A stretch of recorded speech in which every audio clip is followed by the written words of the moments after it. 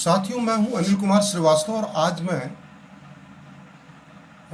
संसद सदस्यों की निरर्हता के बारे में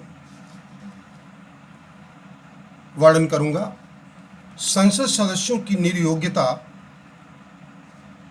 भारतीय संविधान के अनुच्छेद 102 में दी गई है। 102 में अनुच्छेद 1 के सब क्लॉज ए में यह कहा गया है कि अगर कोई व्यक्ति मेंबर ऑफ पार्लियामेंट है या एमपी है, संसद सदस्य है और साथ ही साथ वो राज्य सरकार या केंद्र सरकार में किसी लाभ के पद पर है, तो उसकी सदस्यता समाप्त हो जाएगी या समाप्त की जा सकती है। दूसरा, अगर उस व्यक्ति को विकृत चित्त का है और सक्षम न्यायालय ने उसे ये उद्घोषित किया है कि वो विकृत चित्त का है, तो भी उसकी संसद की सदस्यता चली जाएगी। और तीसरा, अगर वो व्यक्ति दिवालिया है और उसने अपने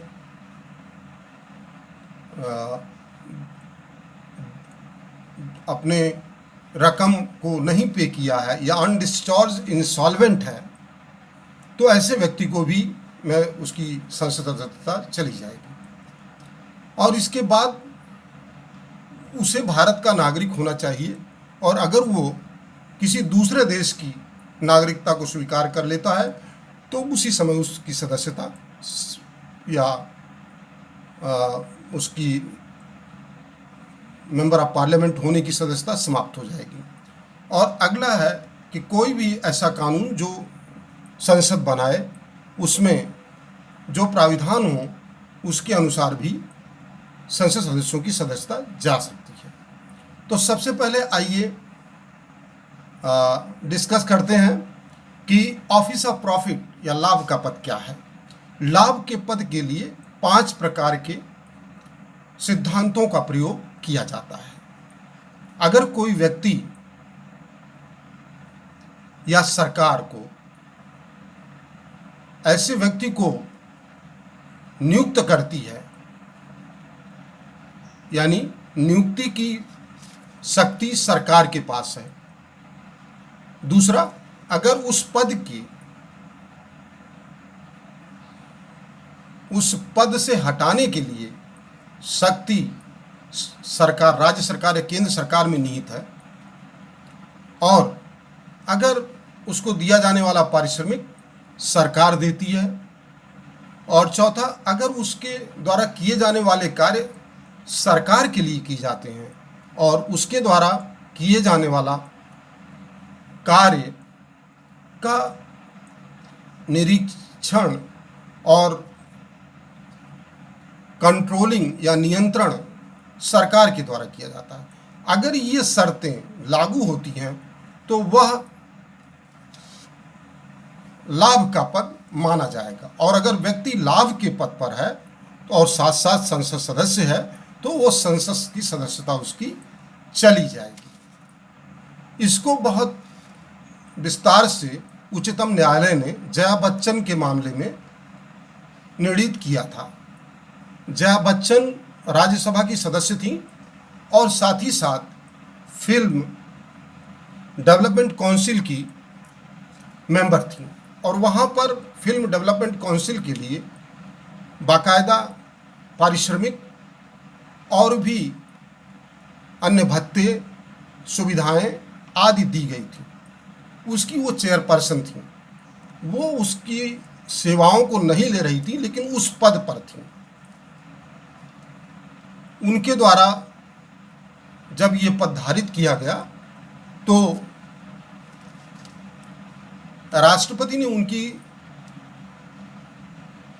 सदस्यता समाप्त कर दी, ये कहते हुए कि वो जो पद धारण कर रही हैं वो एक लाभ का पद है।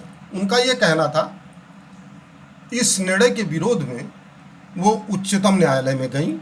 उच्चतम न्यायालय में इस बात में सुनवाई के दौरान कहा कि कोई भी व्यक्ति अगर किसी पद पर है और उस पद पर मौलिक रूप से पारिश्रमिक निर्धारित है और सरकार उसको नियुक्त करने की पावर रखती है, सरकार उसको बर्खास्त करने की शक्ति रखती है, तो अगर वो व्यक्ति वहाँ का लाभ नहीं ले रहा है, भले ही उस पर पद पर बना हुआ है, तो ये माना जाएगा कि वह व्यक्ति भले ही उसकी सुविधाओं को नहीं ले रहा है, लेकिन क्योंकि उस पद पर सुविधाएं दी गई हैं और जो टेस्ट दिए गए हैं, उन 5 टेस्टों को अगर वो सिद्ध होते हैं तो उसे मान लिया जाएगा कि वो लाभ के पद को धारित कर रहा है और धारित कर रही है।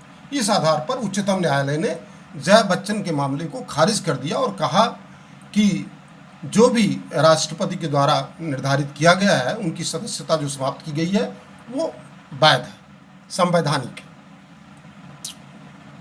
अब आइए ये समझते हैं कि सुप्रीम कोर्ट या पीपुल्स रिप्रेजेंटेशन एक्ट के अंतर्गत अगर संसद कोई कानून बनाती है तो उसमें भी संसद सदस्यों की सदस्यता उसके अंतर्गत जा सकती है। अब जो कानून पीपुल्स रिप्रेजेंटेशन एक्ट के अंतर्गत बनाए गए हैं, उसमें क्या क्या शर्तें हैं, उसको आइए डिस्कस करते हैं। इसमें पहली शर्त ये दी गई है कि अगर किसी व्यक्ति के विरुद्ध कोई आपराधिक मामला इलेक्शन से संबंधित चल रहा है या इलेक्शन में उसने भ्रष्टाचार किया है, तो उसकी सदस्यता चली जाएगी। दूसरा, अगर किसी व्यक्ति के विरुद्ध आपराधिक मामला चल रहा है और आपराधिक मामले में 2 साल या 2 साल से अधिक की उसको सजा हो जाती है, तो उसकी सदस्यता तुरंत समाप्त हो जाएगी। जैसा कि अभी राहुल गांधी के केस में मानहानि के मामले में सूरत न्यायालय ने 2 साल की सजा उन्हें दी थी और उनकी सदस्यता समाप्त हो गई थी, और वो सदस्यता उनकी तब कायम की गई जब सुप्रीम कोर्ट ने उनको या उस सजा पर रोक लगा दी थी। अब आइए आते हैं अन्य कारणों पर। पीपुल्स रिप्रेजेंटेशन एक्ट के तहत ये भी नियम बनाया गया है कि अगर कोई व्यक्ति किसी जगह डायरेक्टर है, निदेशक है, और उसमें अगर 25% या 25% से ज़्यादा भागीदारी सरकार की है, तो वो भी नियोग्यता के अंतर्गत आ जाएगा। और अगला ये है कि अगर वो व्यक्ति कोई सरकारी काम कर रहा है या सरकारी सामान की आपूर्ति जहाँ पे हो रही है और उसके बदले में वो कुछ पारिश्रमिक ले रहा है या उसका कुछ उसमें हित निहित है, तो भी उसकी सदस्यता समाप्त हो जाएगी। तो और इसी प्रकार अगर कोई व्यक्ति सरकारी सेवा में रहा है और सरकारी सेवा में भ्रष्टाचार के कारण उसको राज्य सरकार या केंद्र सरकार से हटाया गया है, तो भी उसकी सदस्यता चली जाएगी। तो इन सभी आधारों पर उसकी सदस्यता जा सकती है। तो सदस्यता जाने के और भी आधार हैं, उन आधारों को हम अगले एपिसोड में लेंगे। तब तक के लिए धन्यवाद, नमस्कार।